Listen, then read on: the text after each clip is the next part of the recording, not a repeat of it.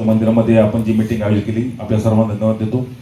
आता गणेशजींनी जो विषय मांडला की GMRTचा विषय, GMRTच्या विषयासंदर्भात आता सर्वात पहिलं आंदोलन आम्ही ज्यावेळेस रेल्वे होणार होती त्यावेळेस चालू केलं होतं. कारण रेल्वे ही आमच्या मळ्यातून जाते. खरं तर त्याचा जास्तीत फायदा आम्हाला होणार होता, म्हणून आम्ही ते आंदोलन त्या ठिकाणी आर्थिक बाबतीत जास्ती शेतकऱ्यांना फायदे कसे मिळतील यासाठी केलं होतं.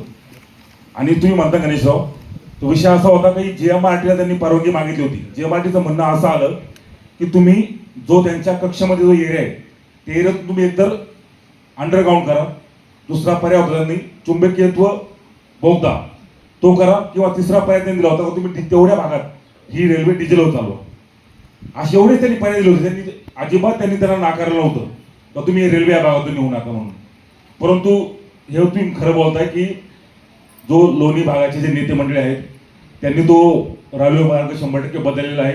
आपल्या सर्वांना एकत्र होऊन यासाठी लढा दिला पाहिजे आणि नियोजन त्यांना संगमनेरहून जाईल ना तिकडं. आपला हा रूट जो आहे, आपला जो रेग्युलर पुणे, चाकण, राजगुरुनगर, मनसर, हे आपला आळेपाटा, नारायणगाव, पुढं बोटा मार्गे इकडे बोट्यापर्यंत सर्वांना पैसे मिळाले. पुढं सगळ्यांची एक कव्हरी झालेली आहे. त्यामुळे माझी आपल्या सर्वांना विनंती आहे, यामध्ये कुठलंही न करता फार वाढवाई नियोजन करा. ग्रामपंचायत सदस्य या ठिकाणी बरेच